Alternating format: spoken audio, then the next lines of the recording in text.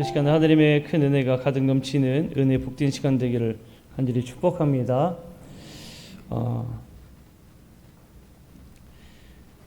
그래도 인사를 먼저 하고 한 게 저기 이계성 권사님 사이 변목사님 맞으시죠? 네, 또 함께 해주셨는데 함께 해주셔서 감사합니다. 우리 잠깐 인사하실 때에 함께 박수해 주시길 바랍니다. 지금 목회하고 계신 목사님 너무나 귀한데 너무 감사합니다. 네. 아니 제가 다른 일 같지 않아서 저도 이제 고향교회 가면 목사님들이 소개를 하잖아요. 괜히 좀 이렇게 되더라고요. 감사합니다. 자, 오늘 마가에 대해서 지난 시간에 이어서 마가에 대해서 이제 봅니다. 지난 시간까지 우리가 마태에 대해서 함께 보았고요. 오늘은 마가에 대해서 이제 함께 보고자 합니다. 마가의 이름의 뜻은 큰 망치라는 뜻을 가지고 있어요. 그리고 중요한 성경 구절은 사도행전 그리고 골로새서, 디모데후서, 베드로전서 이런 곳에 이 마가에 대한 이야기가 기록되어 있습니다. 여러분 기억하시는지 모르겠는데 마태에 대해서 지난 시간 나눌 때에 마태가 누구를 대상으로 글을 썼다고 제가 함께 공부했죠. 유대인들이라고 했잖아요. 히브리인들. 이 마가라고 알려진 요한, 다른 이름으로는 요한이에요. 마가는 누구보다도 로마 사람들을 위해서 글을 썼습니다. 로마 사람들, 그러니까 이방인들을 위해서 글을 썼다라고 보면 되겠지요. 요한은 히브리식 이름이에요. 이들에게 있어서는 사실 이 히브리식 이름이 다 있습니다. 우리에게도 친숙한 한 사람을 또 예를 들면 바울도 히브리식 이름은 사울이라는 이름을 가지고 있지요. 그러나 우리가 바울이라는 친숙한 이름으로 알고 있는 것은 마찬가지로 이 헬라식 이름을 우리가 친숙하게 알고 있습니다. 그러면 이 마가라는 이름은 뭐냐? 로마식 별명이에요. 그래서 마가라는 이름은 로마식 별명인데 우리는 이제 마가로 흔히 알고 있기 때문에 마가라는 이름으로 이제 이어서 가겠습니다. 자, 마가는 또 누구냐면 예루살렘의 마리아라는 사람의 아들이었습니다. 근데 예루살렘의 마리아가 사실 많이 나오죠. 참 많이 나오는데 이 마리아는 어떤 이유인지는 알 수는 없지만 과부였다고 그래요. 그리고 이 마리아의 남동생이자 마가의 삼촌이 있는데 그 사람이 참 유명해요. 누구냐면 바나바입니다. 바나바. 구브로 지역의 부유한 레위인이었습니다. 여러분들이 아시는 분은 아시겠지만 바나바가 자신의 전 재산을 팔아서 사도들 발 앞에 내놓았었죠. 바로 그 사람이 바나바이고요. 또 바울과 함께 전도 여행을 떠났던 사람 바로 그 바나바가 이 바나바입니다. 그러니까 마가는 바나바의 조카가 되는 거죠. 바나바가 마가의 삼촌이 되니까요. 그리고 이 바나바는 참 성품이 온유하고 재능이 다양한 사람이었어요. 그런데 이러했던 바나바의 이런 모습을 많이 본받고 영향을 받은 사람이 바로 이 마가라는 사람입니다. 그래서 마가는 어린 시절에 삼촌인 이 바나바의 영향을 많이 받았다라는 거예요. 뿐만 아니라 이 마가는 베드로와 바울에게도 영향을 많이 받았습니다. 여러분들도 아시겠지만 바울과 바나바와 마가가 함께 전도 여행을 갔었죠. 물론 나중에 함께 언급하겠지만 그 전도 여행 갔다가 한 번은 이 마가가 실패했다고 해야 될까요? 마가로 인해서 바울과 바나바가 좀 다투고 갈라지는 일이 일어납니다. 그러나 나중에 보게 되면 바울이 정말 믿음직한 사람이라고 이야기하면 칭찬하는 사람 중에 한 사람이 바로 이 마가예요. 이따가도 나중에 다시 한 번 더 언급하도록 하겠습니다. 그리고 베드로에게도 영향을 받았고요. 그러니까 이 마가라는 사람은 신앙의 우리가 대부라고 이야기할까요? 베드로, 바울, 바나바 이런 사람들에게 참 많은 좋은 영향을 받았다라고 이야기할 수가 있어요. 자, 그러면 신약 성경에서 마가에 관해서 어떻게 말하고 있느냐 우리가 함께 보도록 하겠습니다. 자, 첫 번째 기도의 장소 마가의 집이에요. 사도행전 12장 12절 말씀에 나타나는데 마가라는 이름이 처음 언급된 것이 언제인가 하면 이 베드로 때문에 제자들이 모여서 기도할 때 그때 처음 마가라는 이름이 언급이 됩니다. 이 베드로 때문에 왜 모였느냐? 헤롯이 칼로 요한의 형제 야고보를 죽여요. 그리고 베드로를 체포했습니다. 이게 이제 사도행전 12장에 보게 되면 나타나는 이야기예요. 그러니까 헤롯이 야고보를 칼로 죽이고 그리고 베드로를 잡아가니까 이 사람들이 다 기도하기 위해 모였는데 그때 기도하기 위해 모인 곳이 어디냐면 바로 마가 요한의 어머니 마리아의 집에 모인 거예요. 그때에 마가라는 이름이 처음 등장하게 되는 겁니다. 자, 그런데 이 마리아, 아까 전에 말씀드렸듯이 마리아는 과부라고 말씀을 드렸어요. 과부의 집에 이 믿음의 사람들이 모여서 함께 기도했잖아요. 여러분, 이 모습을 조금 우리가 깊이 생각해 볼 필요가 있습니다. 왜 무슨 얘기냐면 그 과부인 어머니 마리아의 집에 많은 사람들이 모인다는 이야기는 그들을 위해서 마리아는 집을 제공했다는 이야기잖아요. 제공했다는 이야기는 그들을 위해서 섬겼다라고 이야기할 수가 있습니다. 그러니까 이미 여기에서 마가가 그의 어머니 마리아의 영향을 받았다면 섬기는 모습을 많이 받았겠구나.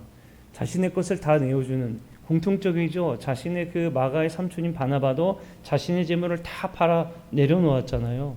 그러니까 요한의 어머니인 마가의 어머니인 마리아도 자신의 집을 오픈할 정도로 섬기는 사람이구나라는 것을 우리가 여기서 볼 수가 있어요.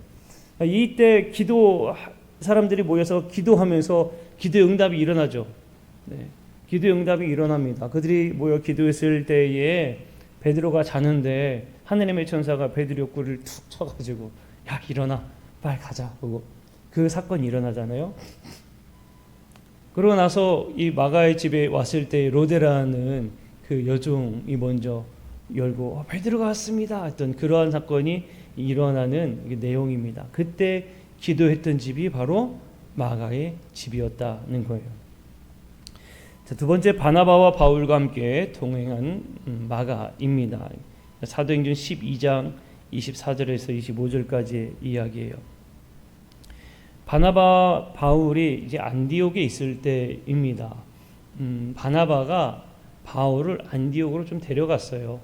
바나바가 목회를 열심히 하면서 섬기면서 이 안디옥 지역까지 상당히 넓게 이제 목회가 커지니까 바울을 열심히 그때 바울은 이제 막 예수님을 믿기 시작하고 또 제자들도 한번 예루살렘에서 만나고 다시 안디옥 다소에 있었던 시기인데 그때에 바울을 데려갔거든요. 근데 이 안디옥에 있을 때에 무슨 일이 있었는가 하면 당시에 그 지역에 큰 흉년이 있었습니다. 그 흉년이 있어서 이 안디옥에 있던 바나바와 바울이 예루살렘 교회 믿음의 형제들을 위해서 연보를 가지고 예루살렘으로 방문을 하게 돼요. 그때에 동행한 사람이 누구냐면 바로 이 마가입니다. 바나바와 바울이 예루살렘으로 갈 때에 이 마가를 데리고 함께 그곳에 동행하게 돼요. 그로부터 인해서 바나바와 바울이 1차 전도 여행을 할 때에 누구를 데리고 가는가 하면 이 마가를 데리고 갑니다. 함께 말씀을 한번 보면 사도행전 13장 5절 말씀 한번 보겠습니다. 자, 함께 읽어볼게요. 시작. 살람에 이르러 하나님의 말씀을 유대인의 여러 회당에서 전할세 요한을 수행원으로 두었더라. 아멘. 자, 이 요한이 바로 이 마가를 의미한 겁니다. 수행원을 두었다. 사실 바울과 바나바가 전도 여행 다닐 때에 뭐 참 여러 가지 그들을 도울 사람이 분명히 있었겠지요. 도울 사람으로 바로 이 마가를 데리고 동행한 거예요. 그런데 이 1차 전도 여행 때 바울과 바나바와 이 마가가 함께 동행했는데 여기서 사실 좀 사건이 하나 일어나게 됩니다. 무슨 사건이 일어나는가 하면 세 사람이 버가에 도착했을 때예요. 버가에 도착했을 때 이 마가가 바울과 바나바를 떠나서 예루살렘으로 되돌아가는 일이 발생하게 돼요. 여기에서 정확하게 성경에서는 이 마가가 왜 떠나는지에 대해서는 언급은 하지는 않고 있어요. 왜 떠나는지에 대해서는 정확히 나오진 않는데 이제 추측하건대 여러 이야기들이 있지만 마가가 힘이 들어서 예루살렘으로 돌아갔다 뭐 이런 이야기도 있습니다. 충분히 이 생각은 할 수 있어요. 왜냐하면 마가는 바나바의 조카니까 젊었겠죠. 젊은 마가가 바울과 함께 전도 여행을 가는데 바울은 스스로 이야기할 때 히브리인 중에 히브리인이요 또 바리새인 중에 바리새인이었거든요. 바리새인으로서 살았던 바울의 여러분 한번 성질을 한번 생각해 보십시오. 보통이 아니었을 겁니다. 아주 철저하게 모든 일에 있어서 아주 조금도 틈을 보이지 않고 아주 강하게 전도 여행을 했을 거다라고 추측을 할 수가 있어요. 그런 걸 생각해 보면 마가가 질려서 간 거 아니겠냐라는 이야기는 있습니다. 충분히 가능성은 있지요. 어쨌든 이로 인해서 무슨 일이 발생했느냐? 세 번째입니다. 마가로 인해서 바울과 바나바가 의견이 대립돼요. 이제 전도 여행 중에 갑자기 마가가 갔으니까 예루살렘으로 갔으니까 어찌 보면 바울 입장에서는 끝까지 동행한 게 아니잖아요. 중도 하차 아닙니까? 그러니까 이 예루살렘으로 되돌아간 마가 행동에 대해서 바울이 상당히 불만이 많았습니다. 불만이 많았어요. 그래서 이후에 2차로 전도 여행을 가려고 하는데 여기에서 이것으로 인해서 둘이 이 다툼이 일어나게 되죠. 말씀을 좀 한번 볼게요. 사도행전 15장 37절 38절인데 세번역 성경으로 제가 좀 가져왔습니다. 함께 읽어보겠습니다. 시작. 그런데 바나바는 마가라는 요한도 데리고 가려고 하였다. 그러나 바울은 밤빌리아에서 자기들을 버리고 함께 일하러 가지 않은 그 사람을 데리고 가는 것을 좋게 여기지 않았다. 아멘. 자, 여기에서 보면 말씀에서도 찾아볼 수가 있어요. 유추할 수가 있는 일들이에요. 자기들을 버리고 함께 일하러 가지 않았다. 자, 이렇게 기록되어 있잖아요. 그러니까 마가가 어떤 일신상의 문제가 있어서 어떤 정말 큰 일이 있어서 떠났다라기보다는 그들을 버렸다. 두 사람을 버렸다라는 기록 이렇게 표현되어 있는 걸 보면 아마도 마가가 도망간 거 아니겠나라고 생각할 수가 충분히 있겠지요. 여기에 대해서 바울은 상당히 괘씸하게 생각을 하고 얘는 함께 할 수 없어라고 생각을 했다는 겁니다. 끝까지 함께 해야 되는데 이 마가는 끝까지 할 수 있는 사람이 아니다. 또 2차 여행 갔다가 2차 전도 갔다가 또다시 중간에 나 힘듭니다. 못 갑니다라고 하면 그거 당신 책임질 거냐? 아마 이렇게 따졌을 것 같아요. 근데 바나바라는 사람의 그 다른 이름의 뜻을 위로자라는 뜻을 가지고 있거든요. 아마도 바나바는 자기 조카인 만큼 잘 달래고 챙기고 하려고 했겠지요. 자, 이로 인해서 바로 바울과 바나바가 갈라서게 됩니다. 마가로 인해서 갈라서게 돼요. 그래서 바나바는 자기 조카인 마가를 데리고 전도여행에 떠나게 되고 바울은 이제 실라를 데리고 전도여행에 떠나가게 됩니다. 자, 어쨌든 바울과 바나바가 갈라서게 되는 그 중심에 있던 사람이 마가였다. 근데 여기 이 이야기가 사실은 중요한 포인트 중에 하나입니다. 뭐냐면 일단 이걸 생각해 합시다. 마가는 부족했던 사람이다. 일단 이거는 분명한 거예요. 그렇죠? 마가는 부족했던 사람이구나. 자, 그다음 볼까요? 마가의 침묵 기간과 그의 회복에 대한 이야기입니다. 골로새서 4장 10절 말씀인데 마가가 다시 성경에 언급되기까지는 거의 20년 기간이 걸렸다고 그래요. 약 20년 기간 동안 그러니까 성경에서는 마가에 대한 사람의 이야기가 등장하지 않습니다. 그러나 어떠한 일이 있었는지는 우리가 모르지만 이 그동안 마가가 어떻게 생활했느냐라는 이 전승에 따르면 전승입니다. 전승에 따르면 마가가 애굽의 알렉산드리아의 지역에, 그러니까 이집트지요. 이집트의 알렉산드리아에 가서 최초로 기독교를 전하고 교회를 세우는 큰 사역을 했다라는 전승이 있어요. 아마 이 전승이 있다는 이야기는 마가가 그동안의 일들을 뉘우치고 깨닫고 아마 복음 전하는데 열심히 했다라고 이야기할 수가 있을 겁니다. 자, 그러고 나서 마가는 이 골로새서 4장 10절과 빌레몬서 24절에 언급되게 돼요. 그리고요, 바울이 로마 옥중에서 편지를 쓰지 않습니까? 편지를 썼던 그 편지에서 바울이 누구를 언급하냐면 마가를 언급해요. 자, 아까 전에 바울이 마가를 상당히 못마땅히 여기면서 바울을 데리고 가지 않기를 원했었던 그 모습이 있었지요.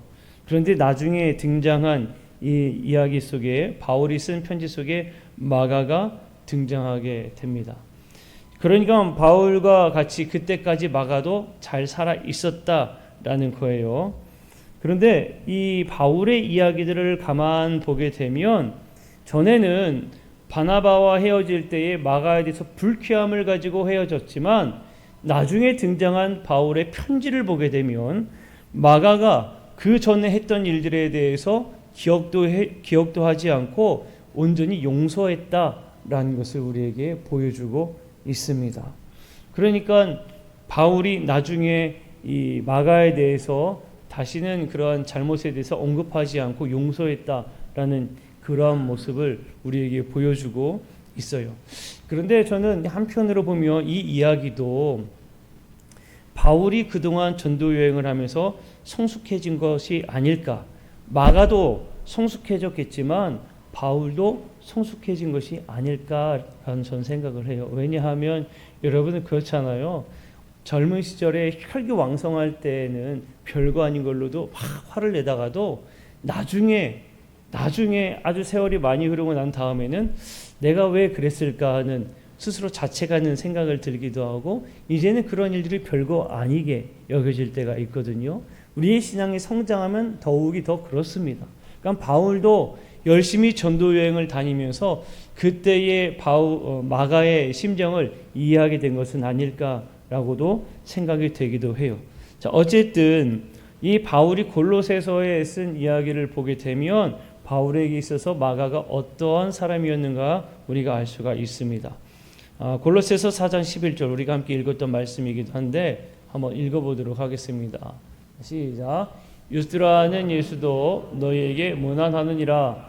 그들은 할레파이나 이들만은 하나님의 나라를 위하여 함께 역사하는 자들이니 이런 사람들이 나의 위로가 되었느니라. 아멘. 자, 여기에서 기록하고 있는 노란 글씨에 이들만은에서 복수잖아요. 이 이들만 중에 누가 있었냐면 바로 이 마가가 있었습니다. 마가가 있는데 이 바울의 고백에 뭐라고 이야기합니까? 이런 사람들이 나의 위로가 되었다라고 이야기하고 있어요. 그러니까 전에는 불쾌했던 사람이지만 지금은 바울에게 있어서 큰 위로가 되어주고 힘이 되어주는 사람이구나. 그만큼 성장했구나라는 것을 알 수가 있죠. 로마에서 유대 그리스도인들 중에 바울에게 끝까지 충성한 사람이 있는데 그 사람 중에 한 사람이 바로 이 마가입니다.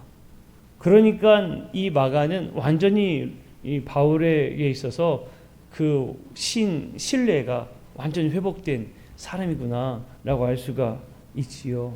그러니까 그만큼 성장이 있었구나라는 걸 우리가 알 수가 있습니다. 자, 다섯 번째, 마가와 함께 있기를 소원하는 바울의 요구를 봅니다. 자, 그만큼 바울에게 있어서 마가가 어떤 존재인지 우리가 알 수 있는 대목이기도 해요. 디모데후서 4장 9절에서 11절에 있는 말씀이기도 한데요. 로마 옥중에 있을 때에 마지막 서신을 보게 되면 바울이 자신에게 마가를 보내달라고 이야기를 해요. 자, 디모데후서 4장 11절 말씀 한번 볼게요. 함께 읽겠습니다. 시작. 누가만 나와 함께 있느니라. 네가 올 때에 마가를 데리고 오라. 그가 나의 일에 유익하니라. 아멘. 자, 지금 바울과 누가 함께 있는가 하면 누가가 함께 있어요. 그죠?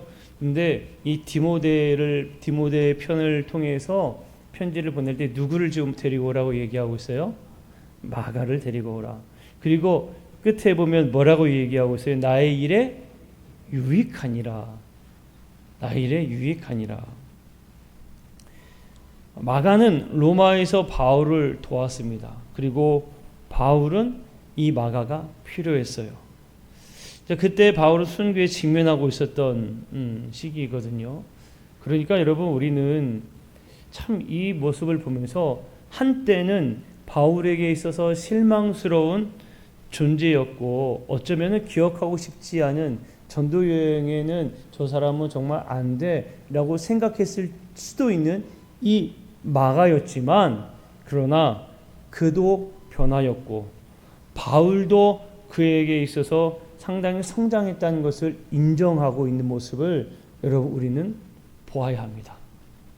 우리도 다 사실 부족한 사람이잖아요. 그죠? 우리도 부족합니다. 그러나 지금 현재에 부족할지언정 마지막 때에 우리 바울이 마가에게 이 사람 나에게 유익하다라고 이야기할 수 있는 그런 사람이 바로 우리도 되어야 된다는 거예요. 우리도 그런 사람이 되어야 합니다. 이 사람은 나에게 유익합니다. 지금이 중요하기보다 마지막 때에 이 사람 정말 유익합니다라고 들려질 수 있는 우리도 그런 사람이 되어야 하고, 또 그런 사람이 되기 위해서는 우리도 마가처럼 성장해야 된다는 겁니다. 마가처럼 성장하는 것뿐만 아니라 바울도 성장했을 거라 저는 믿습니다. 그럼 바울처럼 또 성장해야 되겠죠. 어쨌든 마가를 우리가 중심으로 보고 있으니까 마가처럼 우리는 성장하는 사람이 돼야 된다는 거예요. 언제까지고 아유 저 사람은 안 돼, 아유 안 돼 라는 이야기만 듣는 우리가 되어서는 절대 안 됩니다. 우리 그리스도인들은 성장하는 사람들이에요. 여러분, 성장하는 믿음의 성도들이 되시기를 간절히 축복합니다. 아멘. 별로 그러고 싶지 않으신가 보네. 그렇게 성장하시기를 간절히 축복합니다. 자, 베드로는 마가를 아들이라고 말했어요. 베드로는 마가를 아들이라고 말했습니다. 베드로전서 5장 13절 말씀인데 무슨 얘기냐면 베드로가 뭐 양아들을 삼았다 이런 게 아니고 베드로가 회심시킨 그 사람 중에 바로 한 사람이 마가다라는 것을 암시하고 있는 겁니다. 그러니까 그래서 베드로를 내 아들이라고 표현을 하는 거예요. 스승이 제자를 둘 때에 너무나 귀하면 내 자녀다, 내 아들이다라고도 표현을 하지요. 바로 그런 관계였다라고 우리가 생각하면 됩니다. 베드로전서 5장 13절 말씀 한번 읽어볼게요. 읽어보겠습니다. 시작. 택하심을 함께 받은 바벨론에 있는 교회가 너희에게 문안하고 내 아들 마가도 그리하느니라. 아멘. 자, 마가가 베드로에게 있어서는 아들과 같은 존재가 되었다는 거예요. 그런데 여러분, 이걸 또 알아야 되겠죠. 베드로가 이 변화시켜서 아들이다라는 표현을 썼을까요? 그거는 아닐 거예요. 베드로가 내 아들이다라고 표현할 정도라는 이야기는 마가가 복음을 듣고 그의 삶이 완전히 변했구나라는 것을 암시하고 있습니다. 말해주고 있는 거예요. 그러니까 우리도 그러한 사람이 되어야 되겠지요. 베드로가 내 아들이라고 이야기할 수 있을 만한 너무나 귀한 사람, 그런 사람이 되어야 합니다. 바울에게 있어서도 귀한 존재였고 베드로에게 있어서도 귀한 존재였다는 겁니다. 재미있죠? 베드로와 바울은 양대 산맥과 같은 사람입니다. 신약 성경에 있어서 베드로는 유대인들에게 있어서 아주 귀한 사도 중에 사도라 불릴 수 있는 사람이 베드로고, 바울은 이방인 선교에 있어서 빠지지 않는 사람이 바로 이 바울입니다. 그런데 이 두 사람에게 누가 지금 인정을 받고 있는가 하면 마가가 인정받고 있는 거예요. 그러니까 그는 그냥 한 사람에게만 잘 보이는 그런 사람이 아니라 진실된 사람이었구나라는 걸 우리가 알 수가 있습니다. 자, 그 다음에 이어서요. 자, 마가복음의 저자는 당연히 마가가 되지요. 마가는 마가복음의 저자가 됩니다. 마가복음은 사도 베드로에게 영향을 받아서 기록했다고 해요. 그래서 존 버넌 레기 박사 같은 경우에는 특별히 이 마가복음이 로마서와 연결이 있다, 연결성이 있다라고 봅니다. 존 버넌 매기 박사 같은 경우에는 로마서는 마가복음보다 더 윗자리에 있었으나 로마인 안에서만 유통되었다 이렇게 이야기를 했거든요. 그러니까 마가복음과 로마서가 연결성이 있다라고 이제 존 버넌 매기 박사 같은 경우에는 보았어요. 자, 이 마가복음의 경우에는 이런 면을 우리가 생각할 수가 있습니다. 아까 전에 두 사람에게 있어서 인정을 받았다고 했습니다. 한 사람은 베드로고 한 사람은 바울이라고 그랬어요. 그러면 베드로에게 있어서 영향을 받았다고 한다면 베드로에게 있어서 그 복음의 내용들을 설명을 들었을 겁니다. 특별히 베드로에게 있어서는 어떠한 일들을 들었을까 보면 아마 이 마가는 베드로는 예수님과 함께 실제 있었던 제자이죠.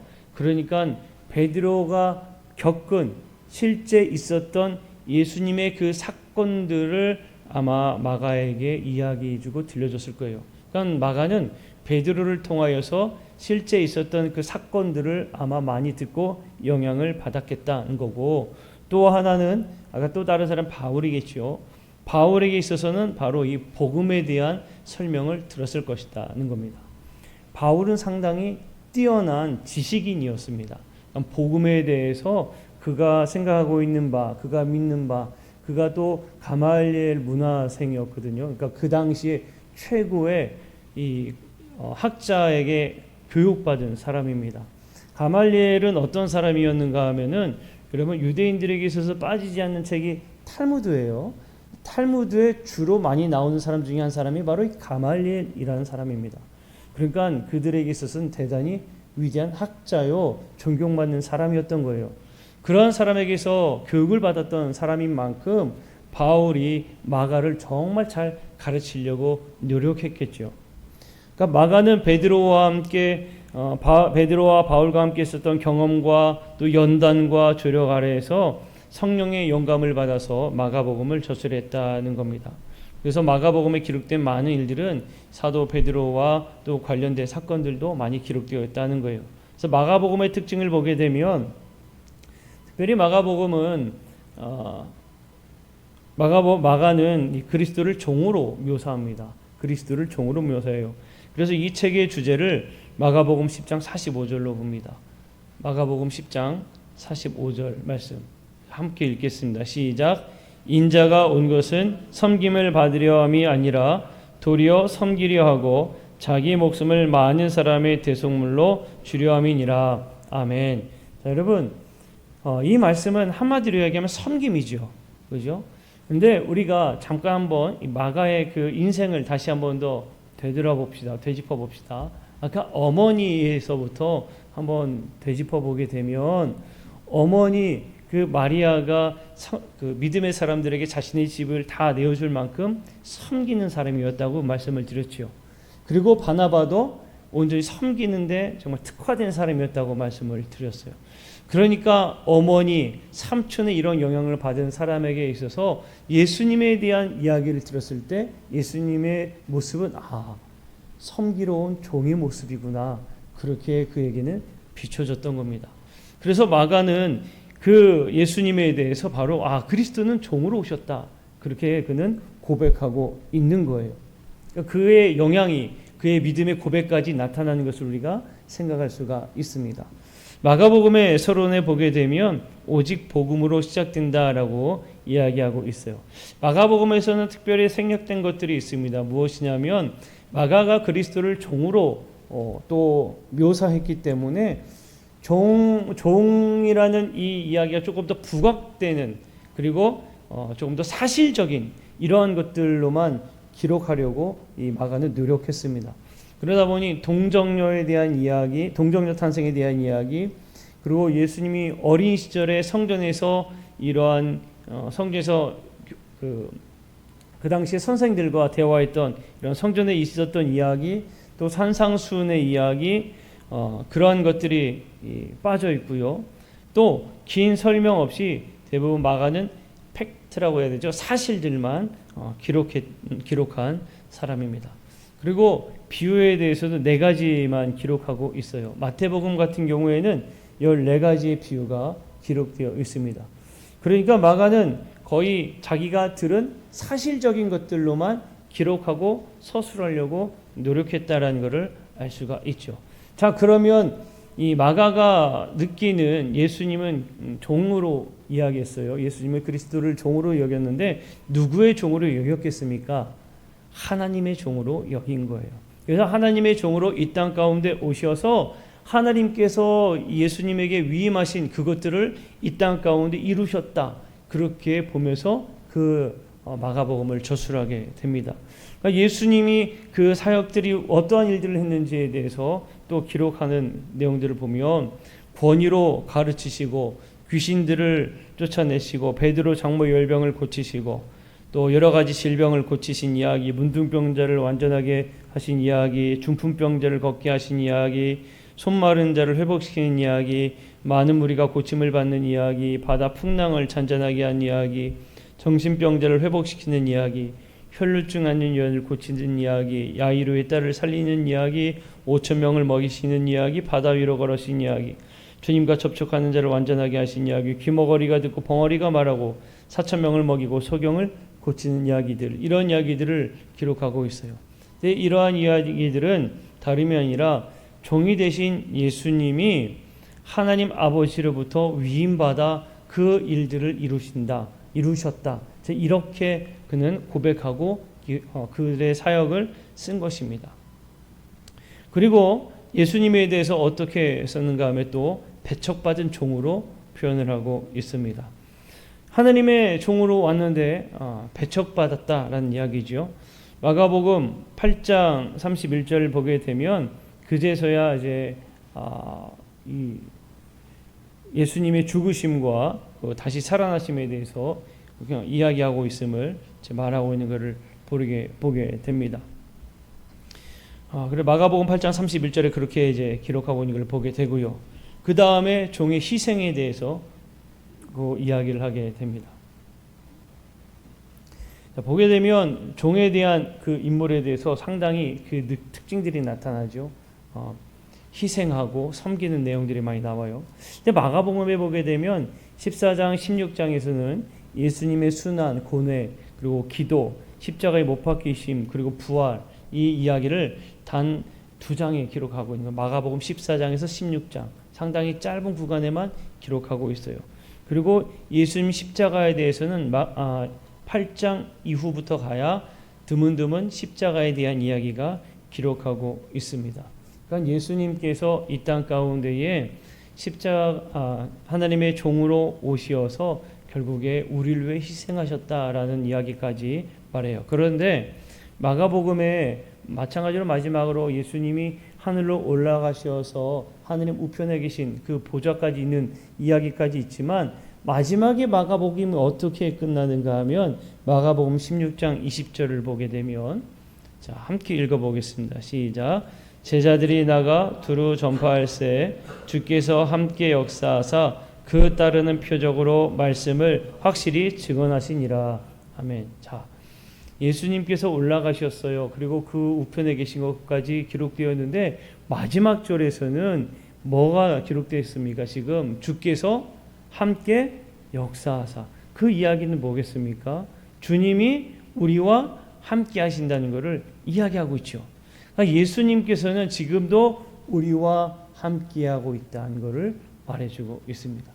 종으로서 오셔서 그분이 희생하시고 우리를 구원하셨지만 지금도 우리와 함께 하시는 분이 바로 예수 그리스도다. 이거를 마가가 이야기하고 또 고백하고 있다는 거예요.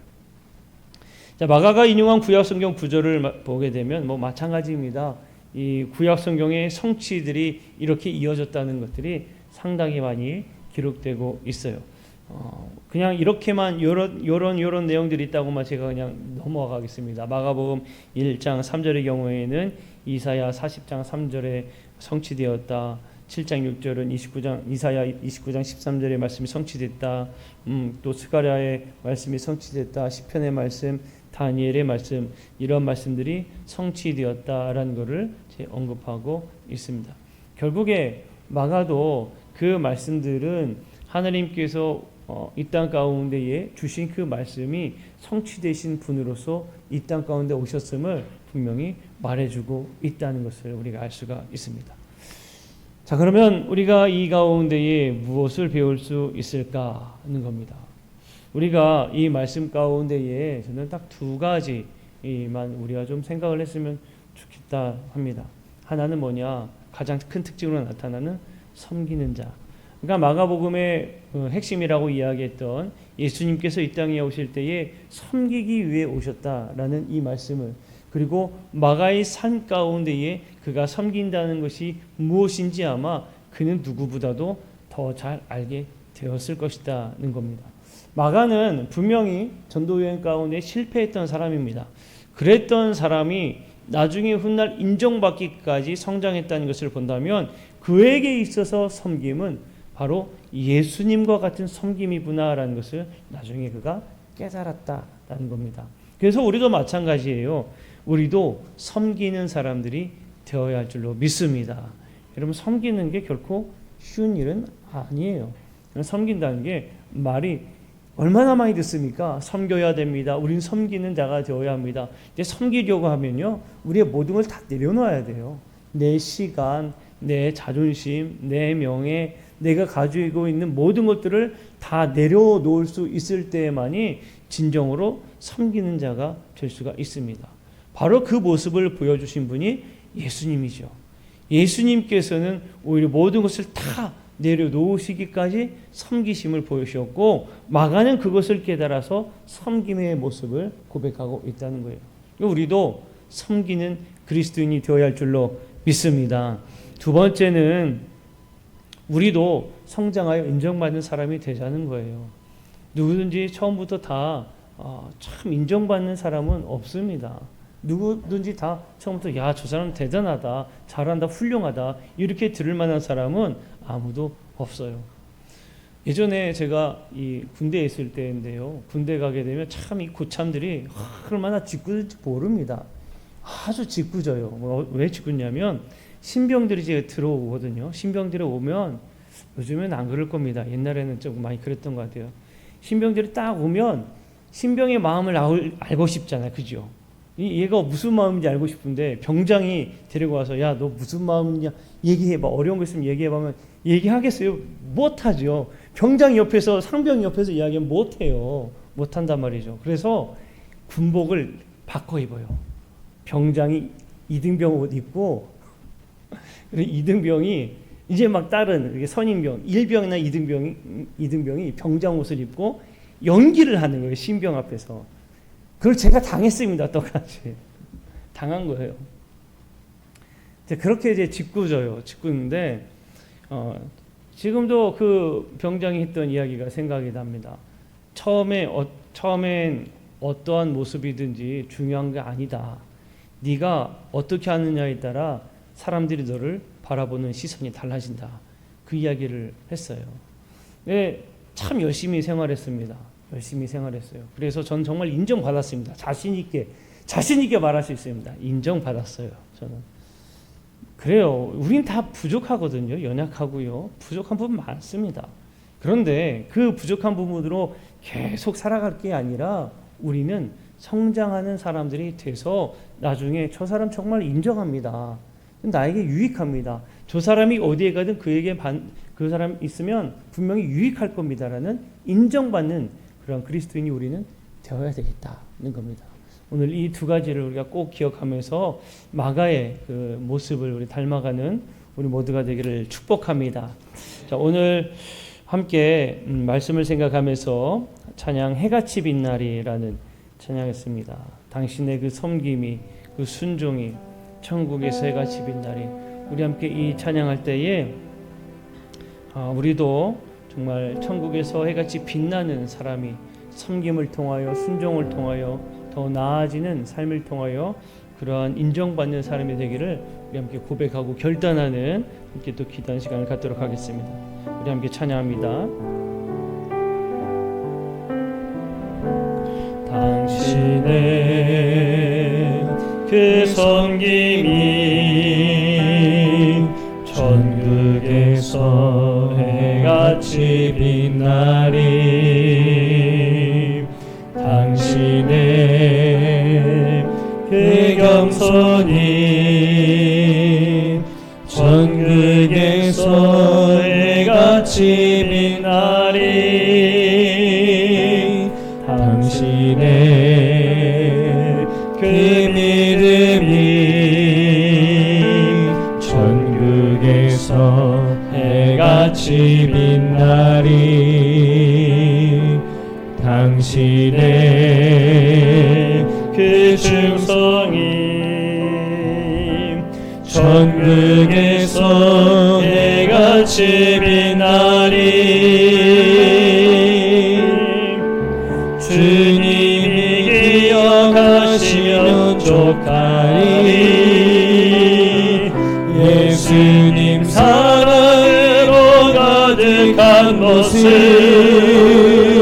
천사도 흠모하는 아름다운 그 모습 천국에서 해같이 빛나리. 조금만 빠르게 당신의 그 순종이 당신의 그 순종이 천국에서 해같이 빛나리. 당신의 그 사랑이 천국에서 해같이 빛나리. 당신의 그 찬송이 천국에서 해같이 빛나리. 당신의 그 헌신이 천국에서 해같이 빛나리. 주님이 기억하시면 족하리. 불타는 사랑으로 가득 찬 모습 천사도 흠모하는 아름다운 그 모습 천국에서 해같이 빛나리. 아멘. 주님이 기억하시면 족하리. 주님이 기억하시면 족하리. 불타는 사랑으로 가득 찬 모습 천사도 흠모하는 아름다운 그 모습 천국에서 해같이 빛나리. 아멘. 우리 한번 더 고백합시다. 주님이 기억하시면 주님이 기억하시면 족하리. 불타는 사랑으로 가득 찬 모습 천사도 흠모하는 아름다운 그 모습 천국에서 해같이 빛나리. 아멘. 함께 기도할 때 하나님, 우리도 마가처럼 정말 섬기는 자가 되게 하여 주시고, 또한 마가처럼 더욱더 성장하는 자가 되길 원합니다. 우리의 부족함을 인정하고 우리의 부족함을 주 앞에 고하면서 우리가 더욱더 한 걸음 더 주 앞에